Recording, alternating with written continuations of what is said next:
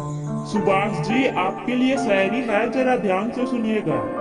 हम ना अजनबी हैं ना पराए हैं। सुभाष जी, हम ना अजनबी हैं ना पराए हैं। आप और हम एक रिश्ते के साए हैं। जब भी चाहे महसूस कर लीजिएगा, हम तो आपकी मुस्कुराहटों में समाये हैं। रुकी रुकी सी जिंदगी किसी का सहारा मांग रही है। सुभाष जी, रुकी रुकी सी जिंदगी किसी का सहारा मांग रही है। मौत आने से पहले मोहब्बत के कुछ पल मांग रही है।